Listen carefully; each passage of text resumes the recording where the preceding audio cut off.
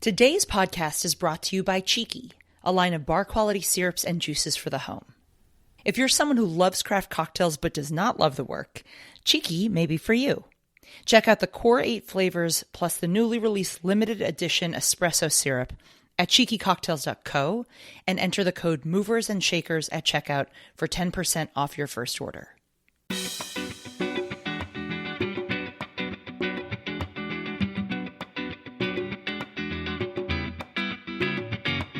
Movers and Shakers, the podcast about people and ideas that are changing the beverage landscape.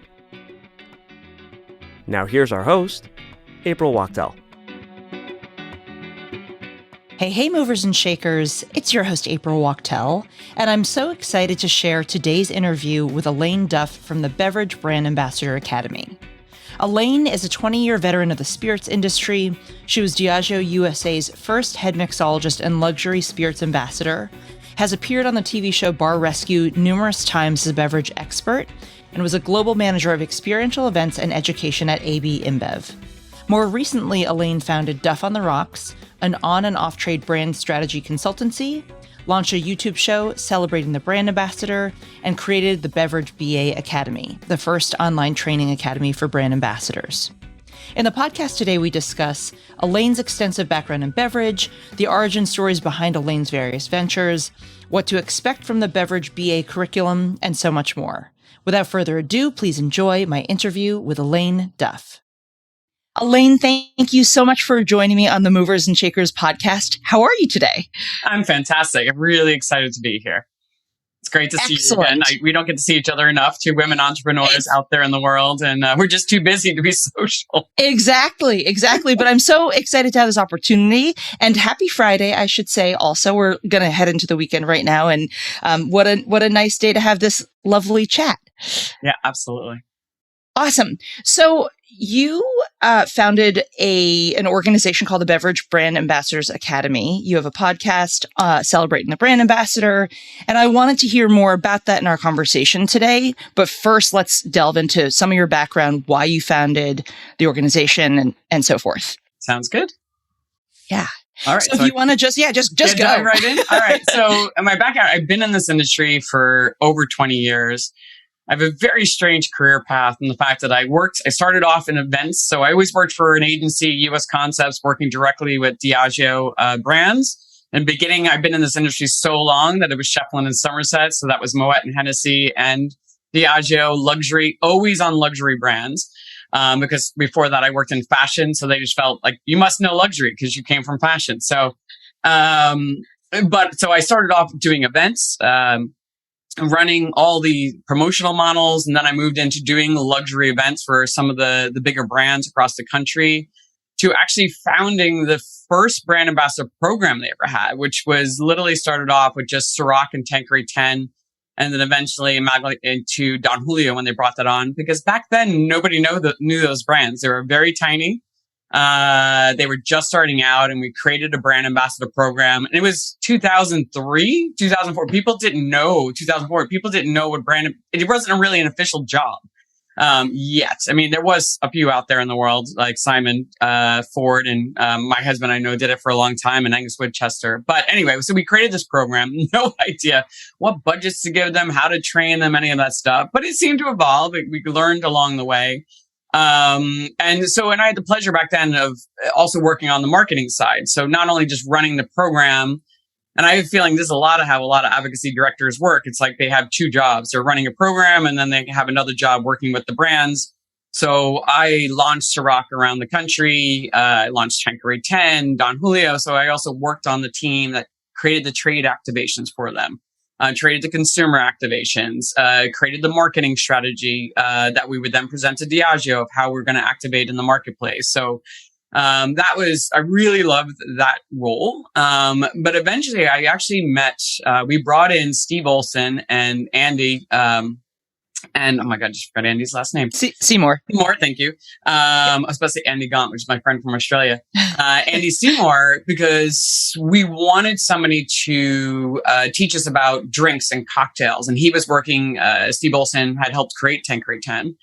And but he came in and he gave us they both came in and did this amazing presentation. They educated us about gin and they educated us about cocktails. And I was like, I know how much we pay that man. I want to do that job. Like that seems like the most amazing job because I really love the spirits and the education and all that stuff. So, I had a baby, and then I changed careers in the same company. I came back after, and I like, what do you want to do? I'm like, I want to be a brand ambassador, which by the way, is the craziest thing you can do. And I tell all the new moms out there, they're like, Elaine, how do I manage this? I'm like, you don't, because it's really hard to do both. If you could choose a different path, go for it. But anyways, but I became somebody who didn't know how to make drinks, learned everything about taking drinks, took bar 5.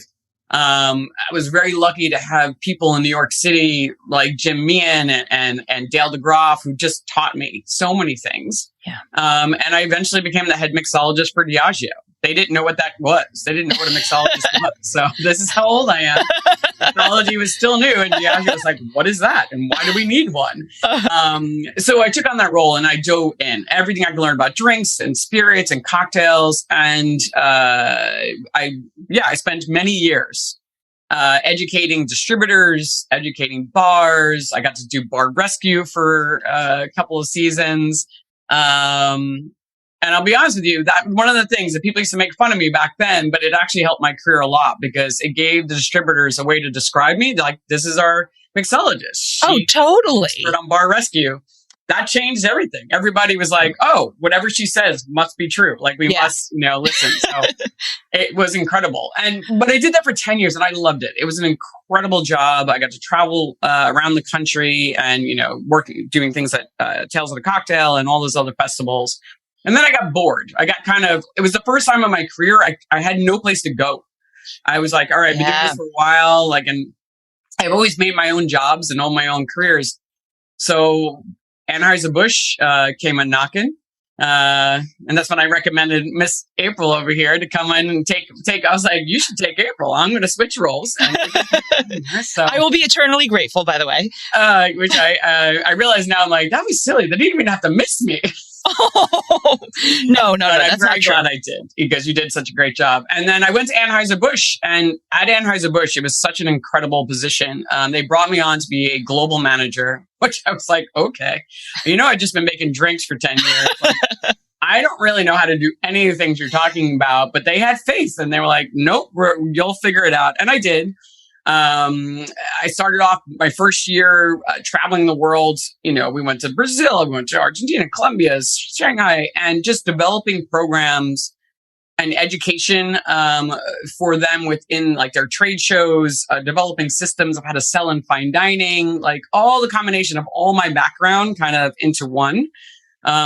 So many PowerPoint decks. I've never written so many, and I never want to do that again.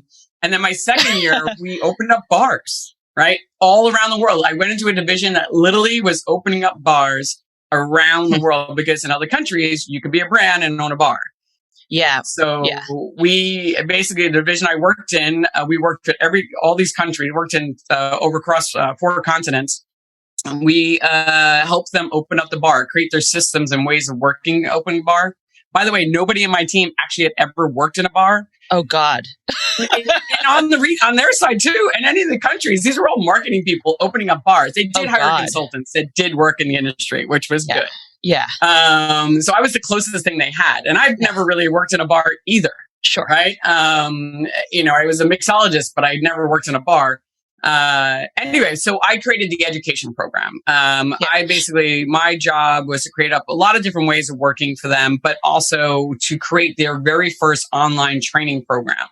So they had, Anheuser-Busch has tons, but this was something that you could like look on your phone because a lot of places you're working, if you're working in people with China, they might not have a computer. They might, because the employees are coming from the countryside and they might be on a bus for 2 hours. And so we had to develop something that everybody could see on their phone, and it had to be fun and had to be entertaining. It had to be in 7 different languages.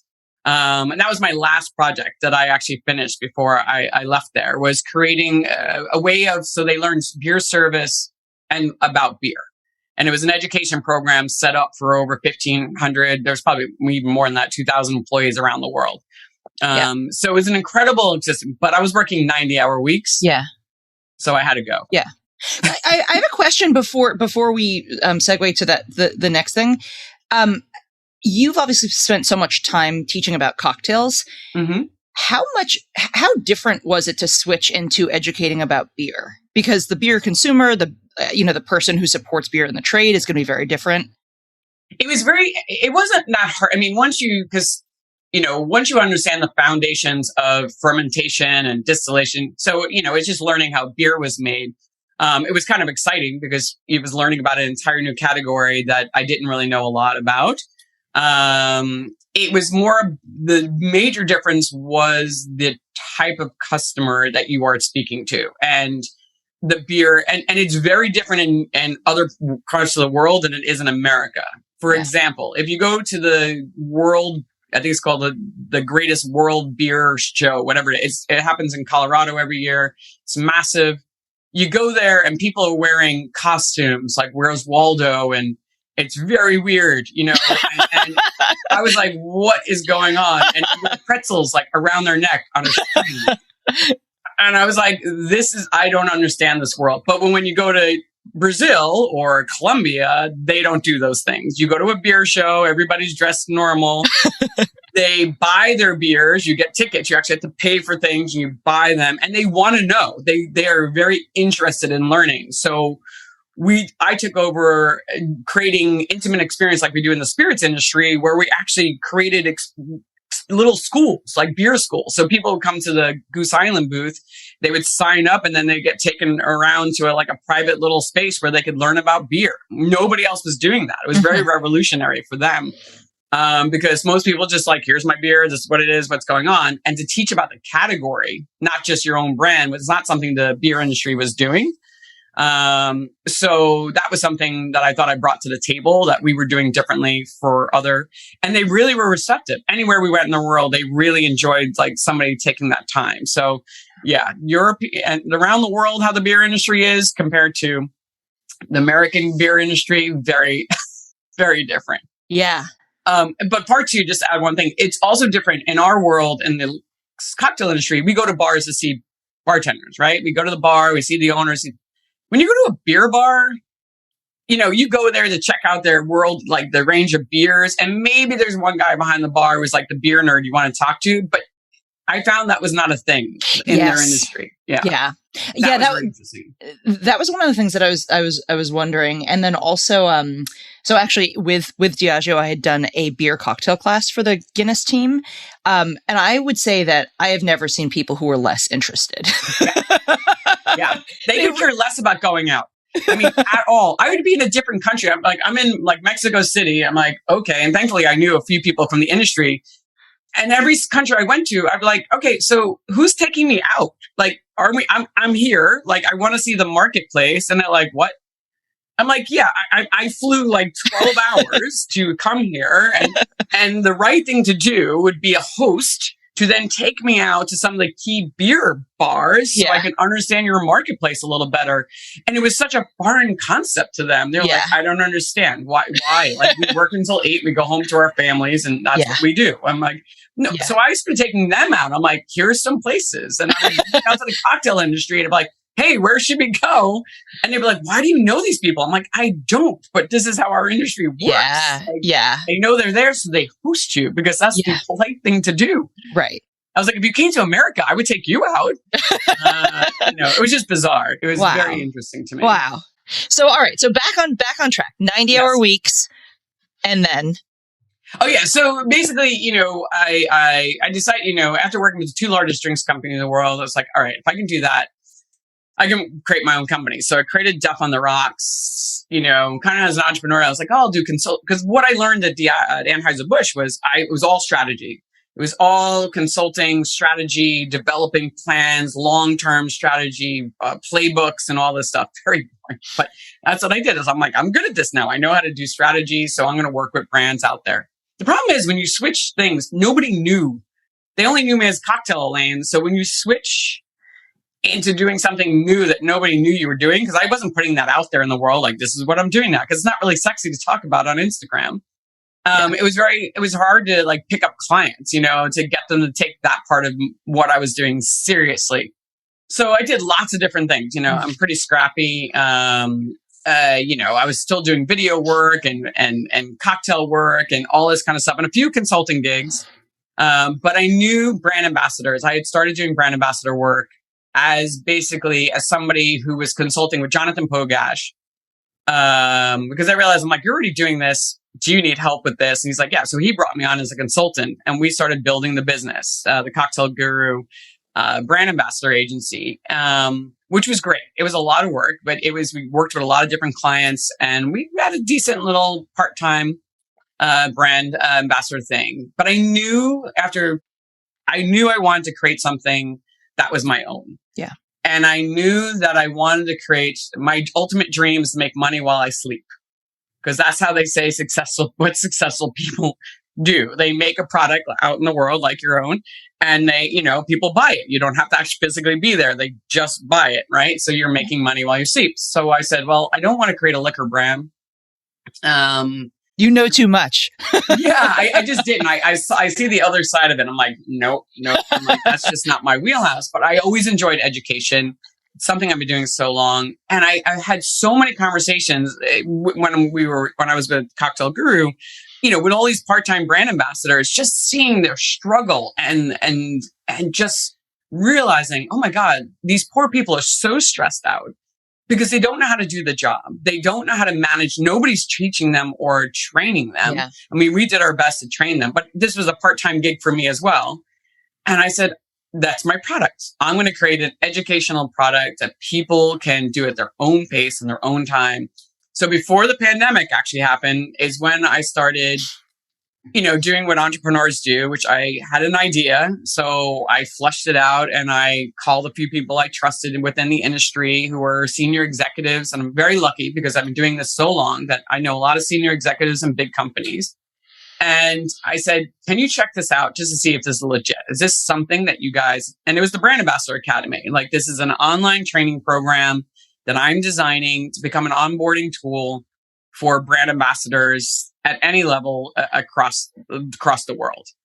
And I got some great feedback and I said, this makes sense because nobody's ever done this before. This is something. And during the pandemic, that's what I did. Besides drinking lots of martinis on my couch, I was writing and filming and creating an online training course, which is now known as the Beverage Brand Ambassador Academy.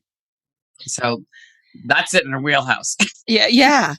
So I'd love to talk about the curriculum, the duration of the program, all of that information. Mm-hmm. So firstly, so how long is it from start to finish? I mean, it's self-driven, but in theory. It is self-driven. So I usually, depending, if you're taking so there's two primary courses. One is called the boot camp.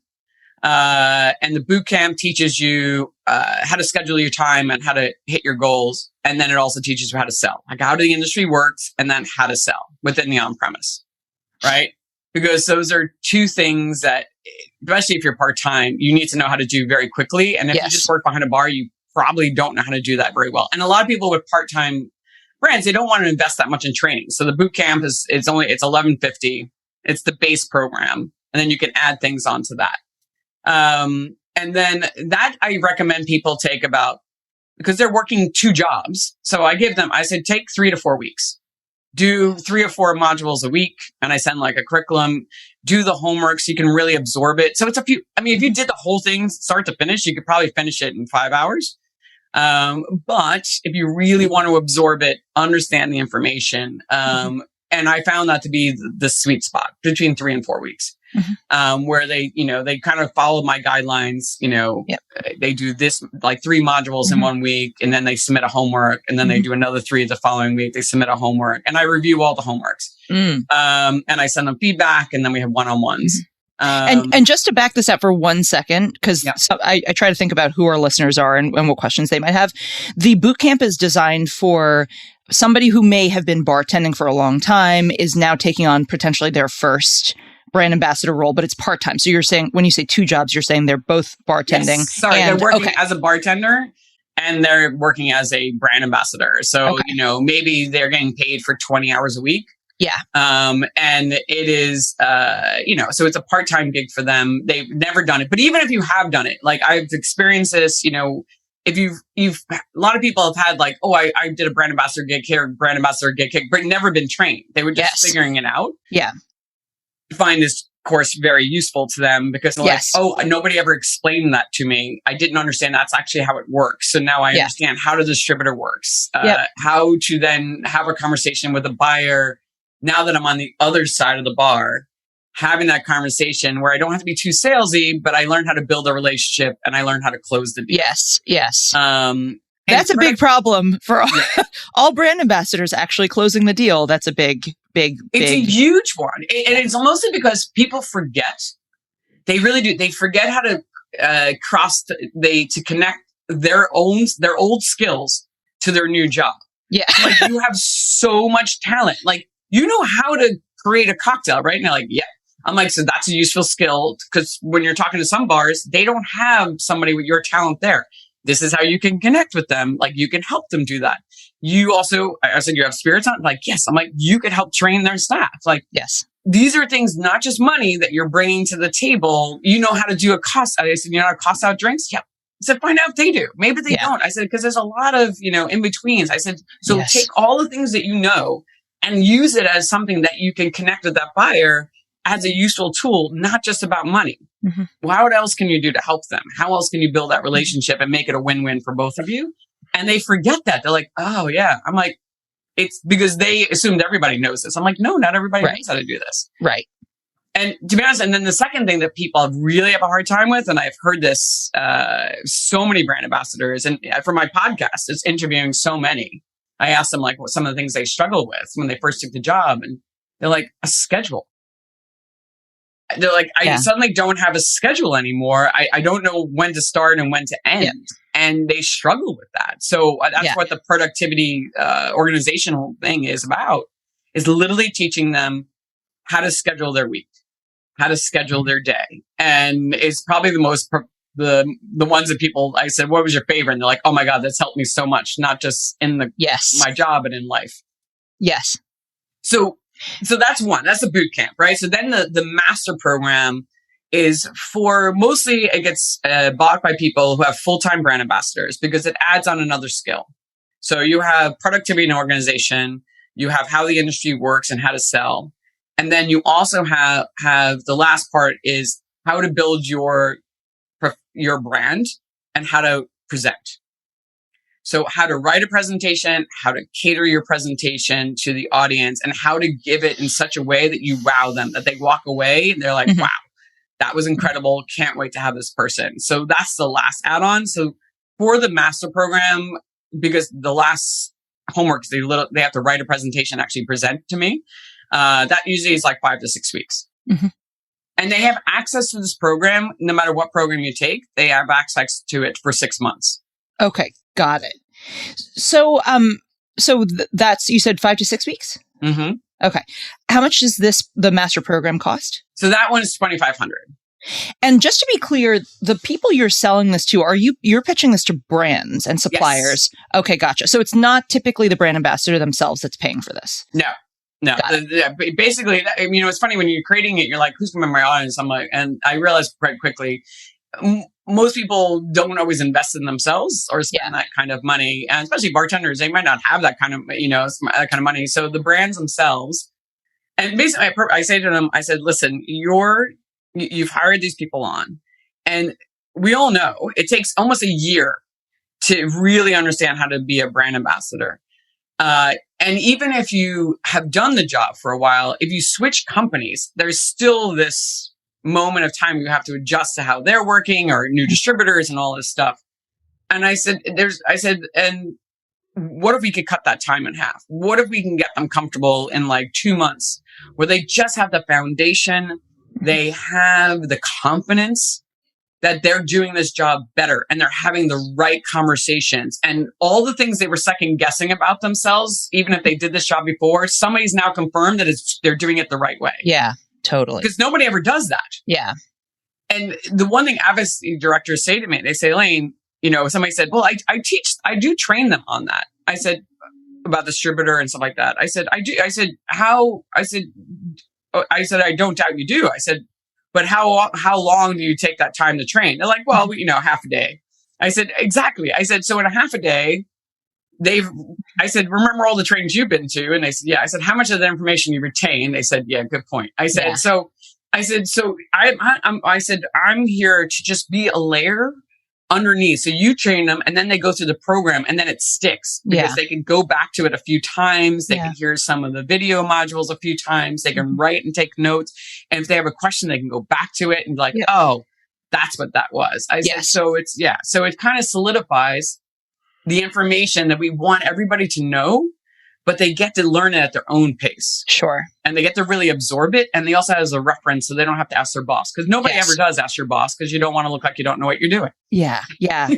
It's so funny because, not to sound like a total crazy super fan, but this is, I personally had this experience. So I spent over a decade bartending, almost 20 years in restaurants. And then when I transitioned into my first brand ambassador role, granted, I am somebody who likes to build my own structure, so it wasn't quite as much wallowing, I think, as standard.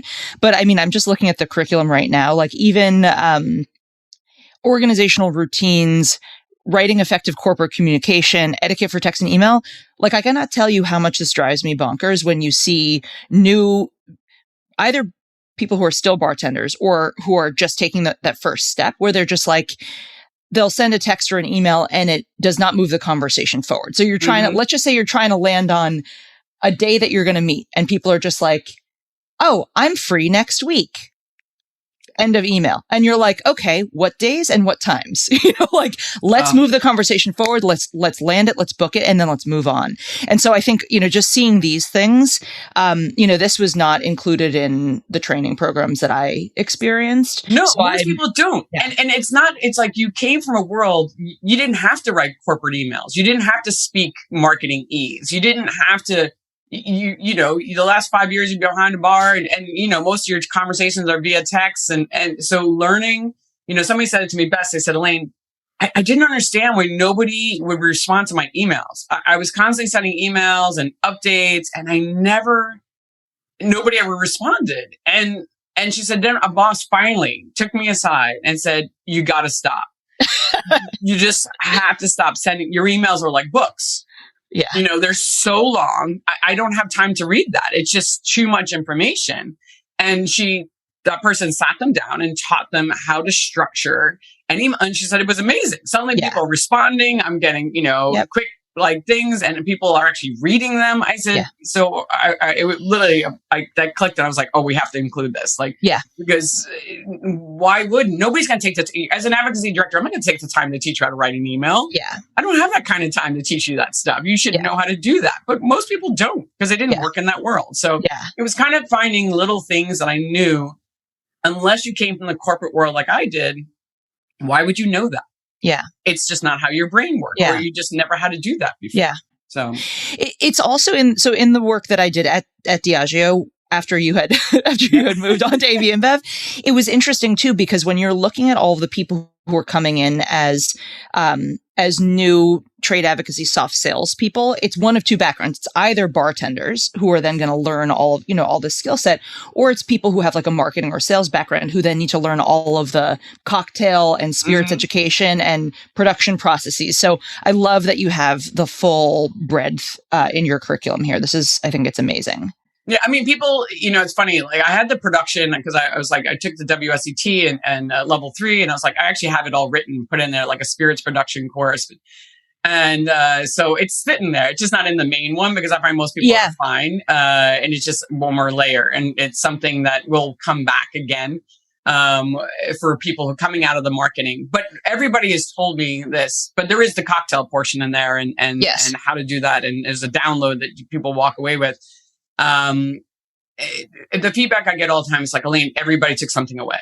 Everybody that, whatever level they were coming from, they all walked away with new skill sets that helped them to be better at their job. Yes. And the great thing about the course is it's customizable. So the base level is the boot camp, which is just all about on-premise and organization and distributor. And then you can add on off-premise because not everybody's doing off-premise. So you can add those modules on. And then, because for part-time, some people are like, I don't really need them like presentation-wise. They're just going to be doing some staff trainings, whatever it is. But then other people are like, no, I'd like to add that in. So, depending on what they want. So some people want to start, at a very bench, but they're like, oh, I actually want that module and that module. Can we just add that in? And then they get a customized price. So it kind of just ranges between the two. And if people want to go to kind of the next level and they want to be able to tap into you as an individual and have you coach their team, do you also do a kind of like more service focused version? So I do boot camps. I do workshops. That is something actually I started doing with the Casa Lumber team. They actually, and the way it works is they go through specific modules and online. So they do the online work first. They actually submit their homework, and then we actually host a workshop. And hopefully, as somebody just asked me to do one in Portland for their entire team. So basically they pick certain things that they really want them to focus on. So as a student, it's great. You walk into the workshop, you've already done the preliminary work. So you have access to that particular course, those particular modules online. So you kind of walk into a workshop already with a lot of preliminary information underneath your belt. And then we actually do a live workshop. So I do generally they're like 4 to 5 hour workshops, depending on which courses they're doing. So I found with the Casa Lumber team, in which I've done now 4 of them, that they've been really impactful. It's been great. So I do a combination. And also you can do one-on-ones. Some people hire me as a coach for their brand ambassadors. So they set up weekly meetings with me or bi-monthly meetings where that person has one-on-one, like an hour meeting with me to kind of just ask any questions, work out anything that they're doing. Yeah. Those are great. Really rewarding. I love those. Yeah. Awesome. So if somebody wants to find out more, so if it's a brand manager, or corporate spirits individual, or, a budding brand ambassador wants to know more information, just go to duffontherocks.com. You can go to Duff on the Rocks, or you can just go straight to the source. You can go right to the website, which is the BeverageBA.com, just BeverageBA.com. Okay. And it will go directly to the website itself. But if you go to Duff on the Rocks, you will see there's a link there. It says the brand ambassador course. You can also see all of the live shows for celebrating the brand ambassador are all up there. All the interviews I've done with brand ambassadors from around the world, which is very insightful conversations about best practices within the industry and people's different ways of working. Yeah. And those are those live on Fridays? They're generally live. I used to do them every Friday because it was the pandemic, and now I do them every other. And we had more time. Now I do them every other Friday. Yeah. I just did last night I interviewed people from Australia, so I had to videotape it because it's 7:00 our time, so I could showcase it. But it was so every other Friday they're live. Awesome. On Facebook and LinkedIn now. So people tune into Elayne's podcast. It really is incredible. And again, the breadth of guests that you have on there, it's just like really, really strong talent, obviously. So, try. So congratulations on everything. Is there anything else that you want to add for our listeners as we kind of wrap things up? Continuing education is, as we all know, I'm constantly learning, taking, different courses and things like that. I think it's just important for everybody. So if you're a brand ambassador and you're listening to this and you would like your boss to buy it, definitely, tap into it, send me an email, to learn a little bit more, or if you want me to do a presentation. But it is, there are skill sets we constantly need to evolve. Presentation skills, probably the most important one. Organization is definitely another one. That will just help you in life. It's not just it's just, I hope that if they, in their careers, knowing that there is a resource for them, if they do want to take their career, because it's not just the course itself, it's just not about being a brand ambassador, it's how to actually succeed in the industry as a whole. I really try to take that perspective. So if they look at it through that lens, and if you're a brand owner, brand ambassadors need this kind of training. It will make them more confident. You don't have this kind of time. Nobody does, right? So, and it is just a resource that they can just access, and it's very scalable. It can be taken anywhere around the world. And it will just make your brand ambassadors probably more indebted to you because you've actually invested in them.